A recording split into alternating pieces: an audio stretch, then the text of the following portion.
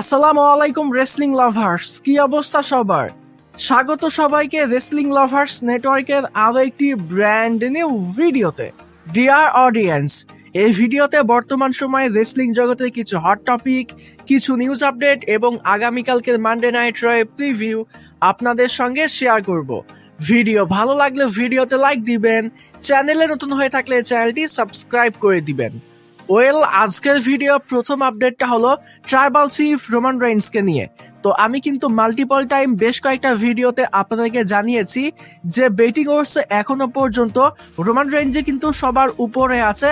তো betting odds অনুযায়ী 2026 সালের রয়্যাল রাম্বলটা কিন্তু রোমান রেইন্সই জিতবে এবং বিভিন্ন সময়ে বিভিন্ন আপডেটে কিন্তু বলা হচ্ছে যে 2026 সালের রয়্যাল রাম্বলটা যদি কারো জেতার সম্ভাবনা সব থেকে বেশি থাকে সেটা হলো রোমান রেইন্স, এবং রোমান রেইন্সের পরে যদি কেউ থাকে সেটা হলো ব্রন বেকার। তবে রোমান রেইন্সের নামটাই কিন্তু সবার উপরে আছে এবং এর সাথে আমি কিন্তু এই বিষয়টাও জানিয়েছি রোমান রেইন্স যদি আসলেই 2026 সালে রয়্যাল রাম্বল জেতে তাহলে কিন্তু রেসলম্যানিয়া 42 তে আমরা আনডিসপিউটেড চ্যাম্পিয়নশিপের জন্য রোমান রেইন্স এবং কডি রুডসের মধ্যে ম্যাচ দেখতে পাবো।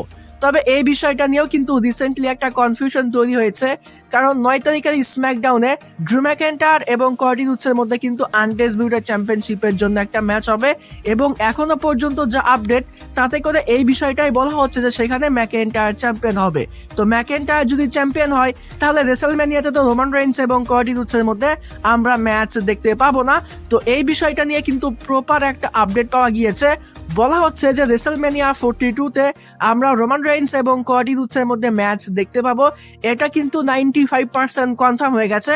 আমি 100% বললাম না, চাইলে আমি 100% বলতেই পারতাম, তবে কোম্পানির কথা বলা যায় না, বিভিন্ন সময় কিন্তু প্ল্যানিং চেঞ্জ হয়। তবে রিপোর্টে কিন্তু এটা অলমোস্ট কনফার্ম করাই হয়েছে যে রেসলম্যানিয়া 42 তে আমরা আনডিসপিউটেড চ্যাম্পিয়নশিপের জন্য রোমান রেইন্স এবং কডি রুডসের মধ্যে ম্যাচ দেখতে পাবো।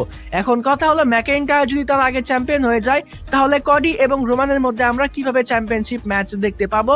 তো এটা নিয়েও কিন্তু আপডেট এসেছে। তো রিসেন্ট আপডেটে বলা হচ্ছে জানুয়ারি 9 তারিখের যে স্ম্যাকডাউনের শো যেখানে ম্যাকইন্টায়ার এবং কডি রুডসের মধ্যে আনডিসপিউটেড চ্যাম্পিয়নশিপের জন্য ম্যাচ হবে, সেখানে যদি ম্যাকইন্টায়ার চ্যাম্পিয়ন হয় এর পরেও কিন্তু আমরা ড্রু ম্যাকইন্টায়ার এবং কডি রুডসের মধ্যে ম্যাচ দেখতে পাবো। মানে জানুয়ারি 9 তারিখে যে ম্যাচ হবে ম্যাকইন্টায়ার এবং কডি রুডসের মধ্যে, এখানে যেই চ্যাম্পিয়ন হোক না কেন এর পরেও কিন্তু আমরা কডি এবং ম্যাকইন্টায়ারের মধ্যে আরো একটা ম্যাচ দেখতে পাবো এবং এই ম্যাচটা হবে রয়্যাল রাম্বলে। তো আপডেটে এরকমটা বলা হচ্ছে 9 তারিখের স্ম্যাকডাউনে ম্যাকইন্টায়ার চ্যাম্পিয়ন হবে এবং রয়্যাল রাম্বলে গিয়ে আমরা আবারও আনডিসপিউটেড চ্যাম্পিয়নশিপের জন্য ড্রু ম্যাকইন্টায়ার এবং কডি রুডসের মধ্যে ম্যাচ দেখতে পাবো। 9 তারিখে কডিকে হারিয়ে ম্যাকইন্টায়ার চ্যাম্পিয়ন হবে এবং রয়্যাল রাম্বলে আবারও কডি ম্যাকইন্টায়ারকে হারাবে এবং সে আবারও চ্যাম্পিয়ন হবে। তো এখানে মূল বিষয়টা হলো ম্যাকইন্টায়ার যদিও 9 তারিখে চ্যাম্পিয়ন হবে তবে তার টাইটেল রেইনটা কিন্তু লম্বা সময়ের জন্য হবে না, শুধুমাত্র ম্যাকইন্টায়ারকে একবার চ্যাম্পিয়ন করা প্রয়োজন। সে অনেকগুলা ম্যাচ হেরেছে, এর জন্যই তাকে চ্যাম্পিয়ন করা হবে। অপরদিকে কডি কিন্তু আবারও রয়্যাল রাম্বলে চ্যাম্পিয়ন হবে, যার ফলে রোমান রেইন্স 2026 সালে রয়্যাল রাম্বল জেতার পরে সে কিন্তু কডিকেই চ্যালেঞ্জ করবে। আর আই থিঙ্ক আমি এই বিষয়টাও জানিয়েছি যে রিয়েল লাইফেই কিন্তু রোমান রেইন্স এবং কডি রুডসের মধ্যে কোন একটা ঝামেলা আছে। তো এর জন্য কোম্পানি কিন্তু এই ম্যাচটা করার পেছনে অনেক বেশি এফোর্ট দিচ্ছে। রেসলম্যানিয়া 42 তে এখন যদি রোমান রেইন্স এবং কডি রুডসের মধ্যে পার্ট 3 করা না যায় তাহলে হয়তোবা এই ম্যাচটা সামনের দিকে গিয়ে আর কখনো করানো সম্ভব হবে না। তো কোম্পানিও কিন্তু এর জন্য এই ম্যাচটা করার পেছনে অনেক বেশি এফোর্ট দিচ্ছে। তো রিসেন্ট আপডেটে কিন্তু এই বিষয়টা অলমোস্ট কনফার্মই করা হয়েছে যে রেসলম্যানিয়া 42 তে আমরা রোমান রেইন্স এবং কডি রুডসের মধ্যে আনডিসপিউটেড চ্যাম্পিয়নশিপের জন্য ম্যাচ দেখতে পাবো। আর ম্যাকইন্টায়ারের বিষয়টাও কিন্তু ক্লিয়ার করে দিলাম। আর এরপরেও কিন্তু রোমান রেইন্সের রেসলম্যানিয়া 42 তে ম্যাচের ব্যাপারে আরো একটা আপডেট আছে। তো দুইটা ম্যাচের ব্যাপারে কিন্তু অফিসিয়ালি ডিসকাস করা হচ্ছে। আরো অনেকগুলো ম্যাচ হতে পারে, রোমান রেইন্স এবং সিএম পাঙ্কের মধ্যে হতে পারে, রোমান রেইন্স এবং ব্রন বেকারের মধ্যে হতে পারে, জে উসোর সঙ্গে হতে পারে, ব্রক লেসনারের সঙ্গে হতে পারে। তো এই ব্যাপারেও কিন্তু অনেকগুলো আপডেট আছে। তবে অফিসিয়ালি কিন্তু দুইটা ম্যাচের ব্যাপারে কথা বলা হচ্ছে। একটা হলো রোমান রেইন্স ভার্সেস কডি রুডসের মধ্যে, যে বিষয়টা নিয়ে কিন্তু অলরেডি কথা বললাম। আর দ্বিতীয় ম্যাচটা হলো রোমান রেইন্স এবং সেথ রলিন্সের মধ্যে, যে ম্যাচটা হবে ওয়ার্ল্ড হেভিওয়েট চ্যাম্পিয়নশিপের জন্য এবং এই ম্যাচটা করার কথাই কিন্তু কোম্পানি সবার প্রথমে ভেবেছিল। তবে সেথ রলিন্সের ইনজুরির কারণে কিন্তু এই ম্যাচটা করানো হয়তোবা সম্ভব হবে না। তবে এই ম্যাচ ম্যাচের ব্যাপারেও কিন্তু আলোচনা করা হচ্ছে। আর এটার পেছনে কারণ হলো জানুয়ারির 5 তারিখে সিএম পাঙ্ক এবং ব্রন বেকারের মধ্যে ওয়ার্ল্ড হেভিওয়েট চ্যাম্পিয়নশিপের জন্য যে ম্যাচ হবে, এই ম্যাচের মধ্যে আই থিঙ্ক সিএম পাঙ্কই তার টাইটেলটা রিটেইন করে নিবে, আবার ব্রন বেকারও চ্যাম্পিয়ন হতে পারে।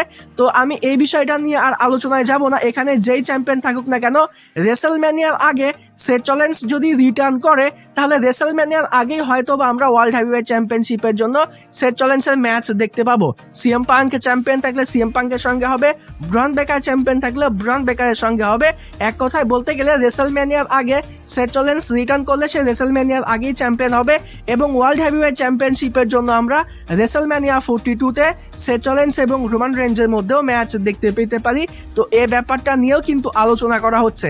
সেথ রলিন্স রিটার্ন করলে সে কিন্তু রেসেলম্যানিয়ার আগেই ওয়ার্ল্ড হেভিওয়েট চ্যাম্পিয়ন হবে এবং রেসেলম্যানিয়াতে সে কিন্তু রোমান রেঞ্জের এগেনস্টে আবারও চ্যাম্পিয়নশিপটা ড্রপ করবে। এই ব্যাপারটা নিয়েও কিন্তু আলোচনা করা হচ্ছে। তো সেথ রলিন্স এবং কডি রুডস দুজন কিন্তু রোমান রেঞ্জের রেসেলম্যানিয়া 42-র অপোনেন্ট হতে পারে, তবে কডি রুডসের অপোনেন্ট হওয়ার সম্ভাবনা কিন্তু বর্তমান সময়ে সব থেকে বেশি। তো এখানে মূল আপডেটটা হলো রোমান রেঞ্জের রেসেলম্যানিয়া 42-তে যার সঙ্গেই ম্যাচ হোক না কেন সেটা কিন্তু চ্যাম্পিয়নশিপ ম্যাচই হবে এবং রোমান রেঞ্জে কিন্তু 2026 সালে রয়্যাল রাম্বল জিতবে। এটাই কিন্তু রিসেন্ট আপডেটে বলা হচ্ছে। আশা করছি এই সম্পূর্ণ বিষয়টি আমি আপনাদেরকে অনেক সুন্দর করে বোঝাতে পেরেছি। আর এর সঙ্গে এই বিষয়টাও জানাতে চাই, এই ভিডিওটা হয়তো বা আপলোড দিতে একটু দেরি হতে পারে, কারণ আমাকে একটু ভার্সিটি যেতে হবে, মানে খুবই ইমার্জেন্সি। তো সেখান থেকে আসার পর আই থিঙ্ক সন্ধ্যার দিকে এই ভিডিওটা আপলোড দিতে পারবো। তো আপনারা প্লিজ এই বিষয়টা একটু অ্যাডজাস্ট করে নেবেন। এবার আসি পরবর্তী আপডেটে। পরবর্তী আপডেটটা হলো জেকা ফাটুকে নিয়ে। তো রিসেন্টলি কিন্তু জেকা ফাটু রিটার্নের ব্যাপারে আপডেট পাওয়া গিয়েছে। অনেকে কিন্তু প্রশ্নও করতেছিলেন ভাই জেকা ফাটু কবে রিটার্ন করবে, এই ব্যাপারটা নিয়ে আপডেট দেন। তো ফাইনালি জেকা ফাটু রিটার্নের ব্যাপারে কিন্তু প্রপার একটা আপডেট পাওয়া গিয়েছে। জেকা ফাটুর যে ইনজুরিটা, সেখান থেকে কিন্তু জেকা ফাটু 100% রিকভার করে নিয়েছে। তবে এবছর কিন্তু আমরা জেকা ফাটু রিটার্ন দেখতে পাবো না। জেকা ফাটুর সম্ভবত আগামী স্ম্যাকডাউনে, মানে 2026 সালের প্রথম যে স্ম্যাকডাউনের শো, সেখানে কিন্তু আমরা জেকা ফাটু রিটার্ন দেখতে পেতে পারি, তবে এটার সম্ভাবনা কিন্তু কম। তবে 9 তারিখের যে স্ম্যাকডাউনের শোটা হবে, সেখানে কিন্তু জেকা ফাটু রিটার্ন করার সব থেকে বেশি সম্ভাবনা আছে। এবং মজার বিষয়টা হলো সেখানে কিন্তু ম্যাকেন্টায়ার এবং কডি রুডসের মধ্যে আনডিসপিউটেড চ্যাম্পিয়নশিপের জন্য ম্যাচ হবে এবং এই ম্যাচের মধ্যে জেকা ফাটু রিটার্ন করতে পারে, এটার সম্ভাবনাই কিন্তু সব থেকে বেশি। এবং জেকা ফাটু রিটার্নের উপরে কিন্তু এই ম্যাচের মধ্যে কে জিতবে এটা কিন্তু অনেক বেশি নির্ভর করতেছে। জেকা ফাটুর উপরে কিন্তু ব্যাকি স্টেজে অ্যাটাক হয়েছিল, আই থিঙ্ক এই বিষয়টা আমরা কেউ ভুলে যাইনি। তো হয়তোবা ম্যাকেন্টায়ার কিংবা কডি রুডস দুজনের মধ্যে যে কোনো একজন জেকা ফাটুর উপরে অ্যাটাক করেছে বা অন্য কেউ অ্যাটাক করতে পারে, তবে এখানে ম্যাকেন্টায়ার এবং কডি রুডসের বিষয়টাই বলা হচ্ছে। তো এখানে জেকা ফাটু এসে হয়তোবা ম্যাকেন্টায়ার কিংবা কডি রুডসের উপরে অ্যাটাক করতে পারে, যার কারণে সেই ম্যাচের মধ্যে কে জিতবে। এর জন্য কিন্তু শুরুতে বলেছিলাম যে জেকা ফাটু রিটার্নের উপরে কিন্তু অনেকটা নির্ভর করতেছে সেই ম্যাচটা কে জিতবে। এখন অ্যাকচুয়ালি এই ম্যাচের মধ্যে রিটার্ন করে জেকা ফাটু কার উপরে অ্যাটাক করবে এই বিষয়টা তো আমি কনফার্ম ভাবে বলতে পারতেছি না, তবে আপডেটে বলা হচ্ছে যে সেখানে আমরা জেকা ফাটু রিটার্ন দেখতে পেতে পারি। তো এখানে মূল আপডেটটা হলো 2026 সালের প্রথম যে স্ম্যাকডাউনের শো, সেখানে আমরা জেকা ফাটু রিটার্ন দেখতে পেতে পারি, অথবা 9 তারিখের যে স্ম্যাকডাউনের শো, সেখানে কিন্তু ফাইনালি জেকা ফাটু রিটার্ন করবে। এটা হলো জেকা ফাটু রিটার্নের ব্যাপারে আপডেট। এবার আসি পরবর্তী স্টোরিতে। পরবর্তী স্টোরিটা হলো পেইজকে নিয়ে। তো পেইজের রিটার্নের ব্যাপারে কিন্তু বিভিন্ন সময় বিভিন্ন আপডেট পাওয়া গিয়েছে। আমি কিন্তু পেইজের রিটার্নের ব্যাপারে এর আগেও আপডেট দিয়েছি। তো পেইজ কিন্তু ডাব্লিউডাব্লিউই কোম্পানিতে রিটার্ন করতে চায়। কোনো কোনো আপডেটে বলা হচ্ছিল পেইজ এবং কোম্পানির মধ্যে সম্পর্ক ভালো, আবার কখনো বলা হচ্ছিল যে কোম্পানি পেইজকে ফেরত নিতে চায় না। তবে রিসেন্টলি কিন্তু পেইজের রিটার্নের ব্যাপারে আপডেট পাওয়া গিয়েছে। তো আমরা যেমনটা এক্সপেক্ট করতেছি 2026 সালের উইমেন্স রয়্যাল রাম্বলে আমরা পেইজের রিটার্ন দেখতে পাবো। তো আসলেই কিন্তু 2026 সালের উইমেন্স রয়্যাল রাম্বলে আমরা পেইজের রিটার্ন দেখতে পেতে পারি। রিসেন্টলি সে কোনো একটা প্রমোশনে গিয়েছিল, আমার নামটা ঠিক মনে পড়তেছে না।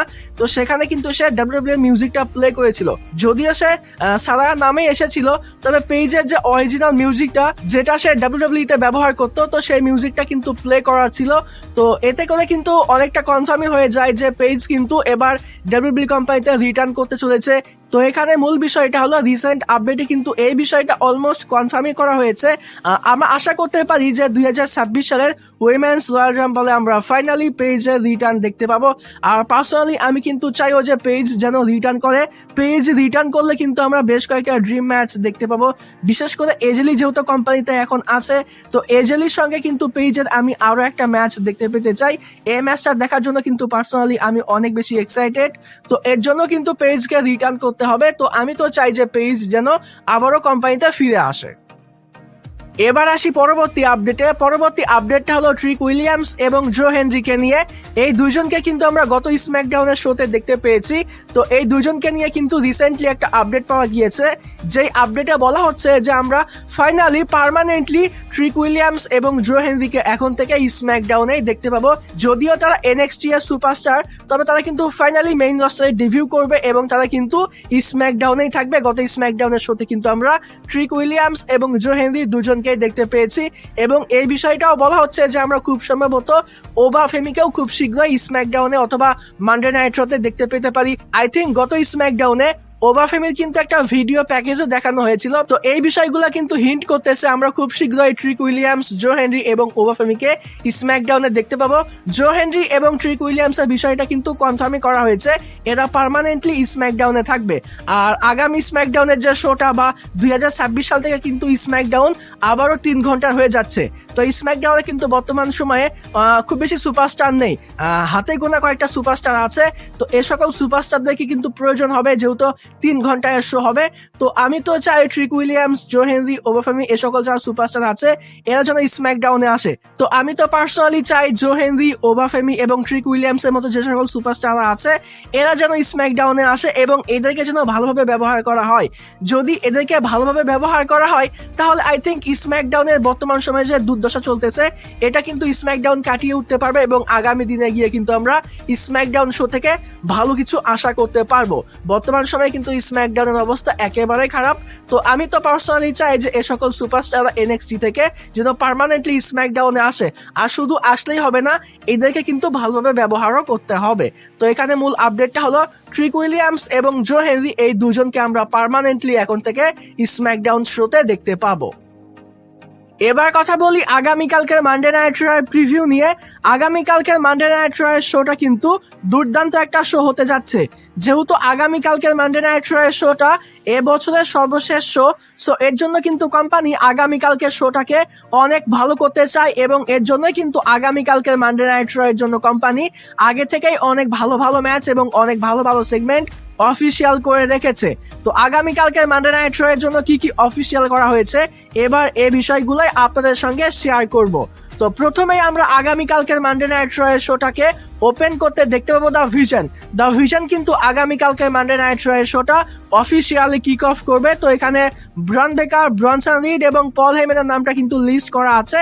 সম্ভবত সেখানে লোগান পলও থাকতে পারে, তবে ব্রন বেকার, ব্রনসন রিড এবং পল হেইম্যানের নামটাই কিন্তু লিস্ট করা আছে।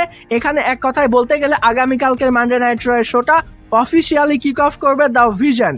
এরপর আমরা আগামীকালকের মানডে নাইট শোতে world heavyweight champion best in the world CM পাঙ্কের অ্যাপিয়ারেন্স দেখতে পাবো। এরপর আমরা আগামীকালকের মানডে নাইট শোতে ওয়ার্ল্ড ট্যাগ টিম চ্যাম্পিয়নশিপের জন্য একটা ট্যাগ টিম ম্যাচ দেখতে পাবো, যেখানে এজে স্টাইলস এবং ড্রাগন লি তাদের ট্যাগ টিম চ্যাম্পিয়নশিপটা ডিফেন্ড করবে against the Usos. The Usos versus AJ Styles এবং ড্রাগন লির মধ্যে আগামীকালকের মানডে নাইট শোতে আমরা ওয়ার্ল্ড ট্যাগ টিম চ্যাম্পিয়নশিপের জন্য একটা ট্যাগ টিম ম্যাচ দেখতে পাবো। এরপর আগামীকালকের মানডে নাইট শোতে আমরা অস্টেন থিওরি এবং রে মিস্টেরিওর মধ্যে একটা সিঙ্গেল ম্যাচ দেখতে পাবো। রে মিস্টেরিও এবং অস্টেন থিওরির মধ্যে কিন্তু আগামীকালকের মানডে নাইট এর জন্য একটা সিঙ্গেল ম্যাচ অফিসিয়াল করা হয়েছে। এরপর আগামীকালকের মানডে নাইট শোতে সম্ভবত এই ম্যাচটা মেইন ইভেন্ট করবে। তো আমরা উইমেন্স ওয়ার্ল্ড চ্যাম্পিয়নশিপের জন্য স্টেফনি ভেকার, নিকি বেলা এবং রাকেল রড্রিগেজের মধ্যে একটা ট্রিপল থ্রেট ম্যাচ দেখতে পাবো। এই ম্যাচটাও কিন্তু আগামীকালকের মানডে নাইট এর জন্য অফিসিয়াল করা হয়েছে। তো ডিয়ার অডিয়েন্স, এই হলো আগামীকালকের মানডে নাইট এর প্রিভিউ। আগামীকালকের মানডে নাইট শোতে কি কি হবে আই থিঙ্ক এই বিষয়টা আপনারা জানতে পেরেছেন। তো যাই হোক ডিয়ার অডিয়েন্স, এই ভিডিওটা ভালো লাগলে ভিডিওতে লাইক দিবেন, চ্যানেলে নতুন হয়ে থাকলে চ্যানেলটি সাবস্ক্রাইব করে দিবেন। আজকের মতো এখানেই বিদায় নিচ্ছি। যাবার আগে একটি কথাই বলতে চাই, যদি রেসলিং ভালোবাসো তাহলে আমরা সবাই এক টিম।